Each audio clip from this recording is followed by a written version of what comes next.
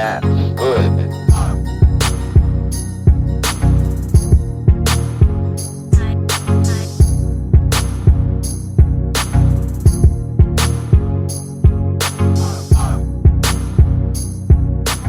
And welcome back to my channel. Thank you so much for tuning in.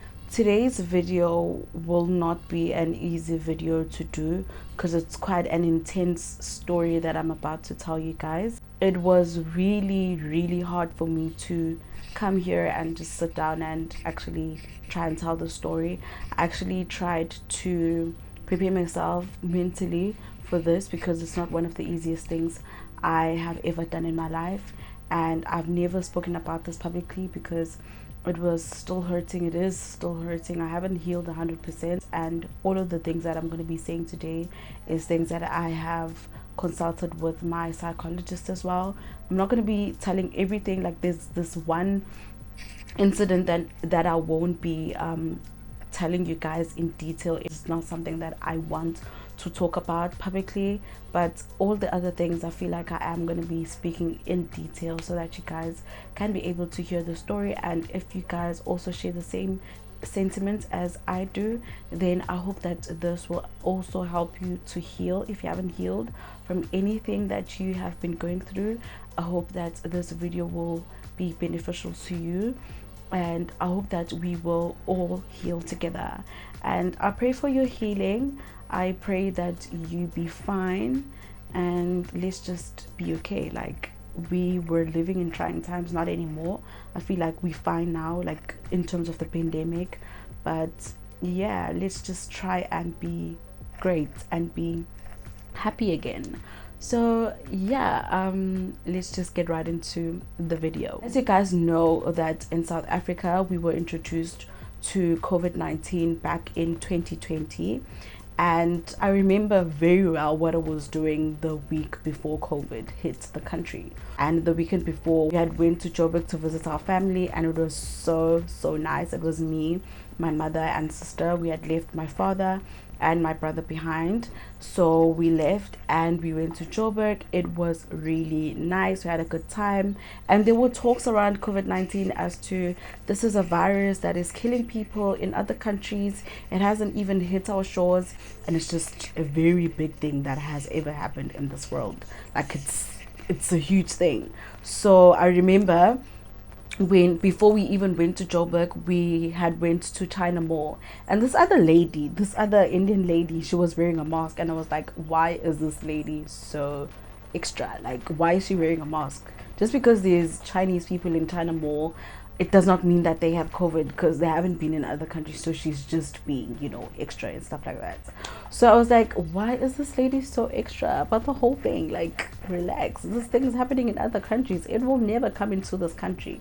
And it was a mentality that I've always had, because I remember very well when swine flu came, I was like, I'm not gonna get sick because of this. So I also thought that COVID-19 was one of the swine flu type viruses. So I never thought about it as something that was just gonna be messed up thing, like a fucked up thing. The week after we came back from Joburg, I went to the gym.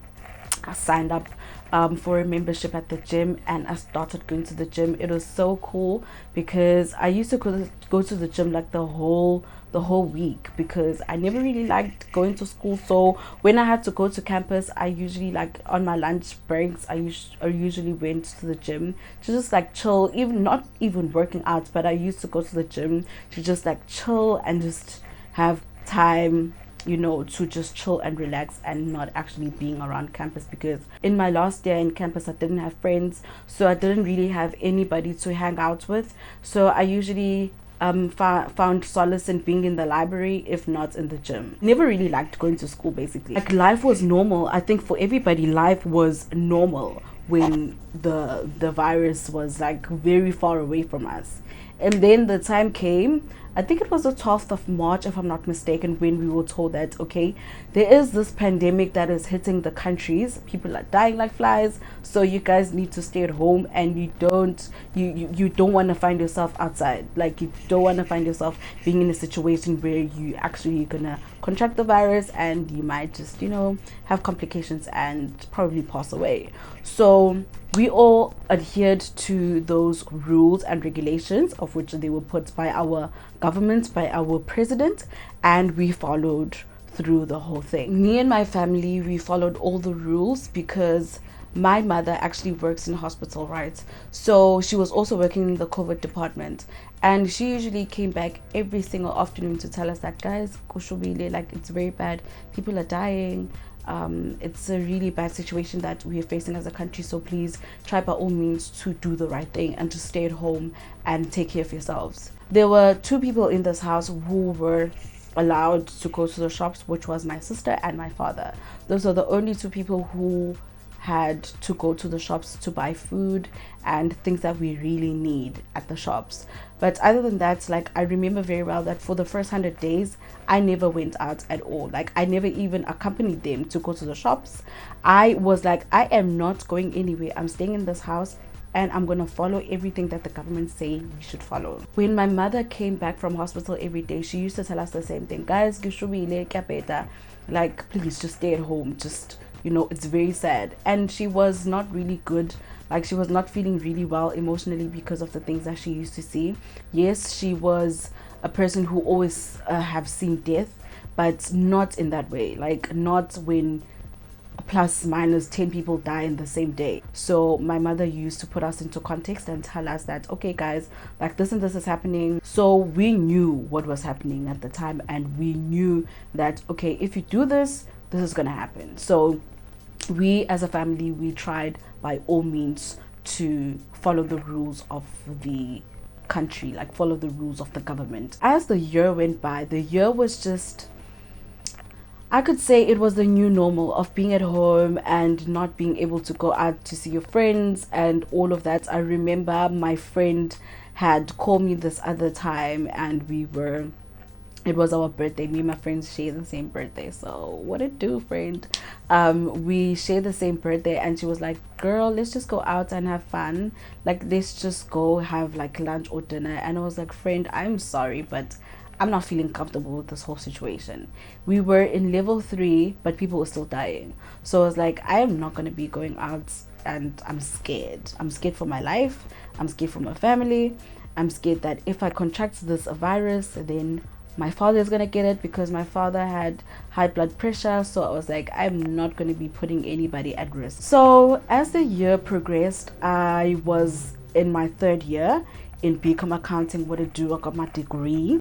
My studies were going very good, because as I've said in the beginning, that I did not like going to school at all. So I just did not like being in the campus setting, because I really have like high anxiety and stuff like that. So I don't really like being around many people, and I didn't have friends, so it was kind of like really triggering to be in school. Like, I didn't like being in school because I never spoke to anybody. The only person that I used to speak to was my lecturer, that's all.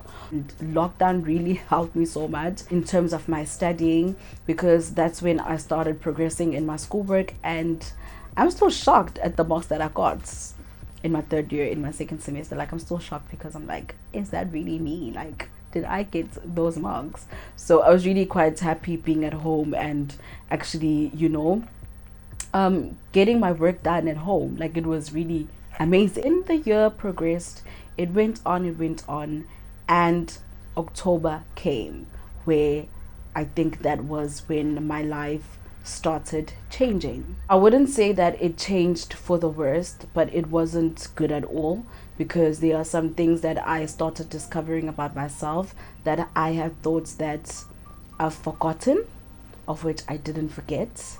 Because when trauma hits you, you tend to sometimes put everything in your subconscious, and we forget that if we put things in our subconscious, one day it will come back and it will be triggered by something. So I was one of those people that I went through something and I kept it in my subconscious, thinking that I will never remember it again, or I'll never speak about it again. But it came back, and it was just hell when it came back. In October, I was at home, obviously, and I was chilling at home, not doing anything. And I was busy on my phone. I remember I was in the dining room It was around like 3 o'clock. It was just before my mother came back from work, and I was busy on my phone just minding my own business. I was alone, and then I was on Twitter, and there was a story that broke out that there is this certain musician, a man, who allegedly raped another lady he was in a relationship with. I was like, okay, this is quite bad. It's really bad, because I saw the judgment that was coming from people judging the lady that was allegedly raped by this man, and she was judged as to how can a man rape their girlfriend? How can a person in a relationship be raped by their partner? And I was like, people are so crazy. Like, in this country or in this world, we are so crazy. The highest cases of rape happen in relationships, and those cases are not usually reported because people are just not going to believe you. And that's why many people don't report these types of things, because they're scared of not being believed, because that's the first question they usually ask you. Like, many people have came out and they've told their stories that I went to the police station and the police said that they asked me, Uguti, like, is it true? Why am I saying my boyfriend raped me? That cannot be true. Why would you think that your boyfriend raped you? Your boyfriend can't rape you, and all of those things that people say. So I was like, okay, this is so sad. It's happening to this lady, and it's really sad, and people are just not believing her. And yeah, that's how messed up we are. And I'm not saying that you should believe the victim or the person that actually reported a thing like that, but sometimes you just need to listen. You just need to listen to people's stories and actually try and understand where they're coming from, and not judge them for saying those types of things first. You need to just listen to them first. It triggered me because I could remember every single thing. Immediately when I started remembering, I blacked out. And I think I blacked out for at least 5 minutes, which is a really long time. It's a really long time. And when I came to, the first person that I spoke to was my best friend. Shout out to my best friend for being there for me, for supporting me through the whole thing, because she was there to listen.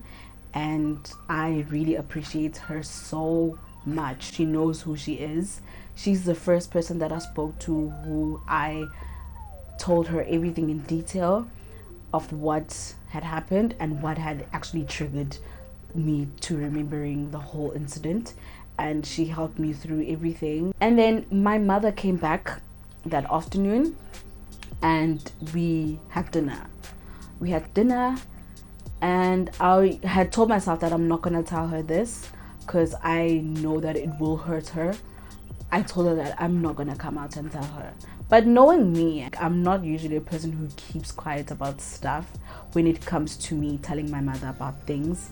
So I was like, I'm not gonna tell her, but I knew at the back of my mind that it will come back and I will tell her at some point in my life.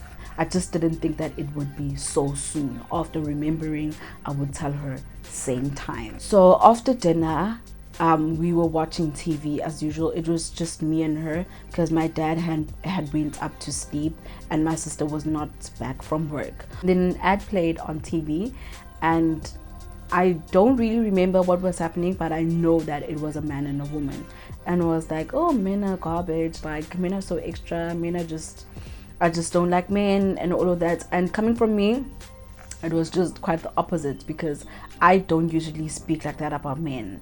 Like, I'm one person that will always speak to my mother and be like to my mother, oh, I'm gonna get married someday to this beautiful man, or I'm just gonna get married and live a happy life with my man and all of that. So I usually speak about those things with my mother, and it was quite odd for me to say that I don't like men and all that. And then that's when she saw that, okay, there's a problem. And then she was like, okay, what's happening? Like, why this animosity towards men? Like, what's wrong with you? Like, what's happening? And I was like, no, it's nothing that I want to talk about, but I just don't like men at all. And then my mother sees through me, so she looked at me and she was like, I know there's a problem, you need to tell me right now. See, she switched off the TV and she was like, "You're gonna talk. You're definitely gonna talk to me and you're gonna tell me what's going on." And I could not say I just don't want to talk about it. Because when it comes to my mother, like, I usually tell her anything that is happening in my life, and I had to tell her this because she deserved to know. So I told her and I was like, "Mom, this and this happened to me years ago," and I told her everything in detail. Not everything in detail because I was quite embarrassed, but yeah, that's the embarrassment that comes with the whole thing. Like, people who have actually went through this type of thing, they will actually tell you that there's embarrassment that comes after telling your story, or there's embarrassment that comes after having gone through that situation, through that trauma. So I was kind of embarrassed to tell her like the details of how it happened and all of that, but I told her what she needed to know. So when I spoke to her, she was really sad that I never told her. And in my mind, I was like, but I also didn't know what was happening to me at the time. So it's not like I was keeping things from her, but it was because I just didn't know what was happening to me. And this is the first time that I'm actually making this discovery that, okay, this is what happened to me. The next day she went to work and she sent me a message and she was like, I'm gonna try and get you a psychologist so that you can be able to speak to her. And she quickly organized everything for me, and the next day, which was on a Friday, I went to see my psychologist, one of the most amazing psychologists ever. She is here from Durban, but she's also based in Joburg. So for people who actually live in Joburg who would like to see her, I will put everything in the description box so that you guys can also, you know, speak to her. If you need to speak to her, you can contact her offices and you will definitely feel okay after speaking to her. She's one of the most amazing people I've ever met in my life. You guys know her as well. She's like very popular on TV, on radio, on your phones, everywhere. Like, you have seen her before. I spoke to her, I spoke to my psychologist. It was really hard speaking about everything in detail because I knew that because I'm going to a psychologist, I will need to tell her everything so that she can be able to help me. And that's exactly what I did. I told her every single thing that happened to me. And I was like, how did I even live after this incident? Because it was a really bad thing that happened to me. So yeah, I told her everything, and after seeing her, I was relieved. I was relieved because I was like, okay, now I've spoken, now I'm fine. Like, life can literally go on, and that's how I felt. So when it comes to this incident, I'm really fine. But there's another thing that happened later on in the year, of which it is my part 2 of the other story that I want to tell you. So let's get right into the next story.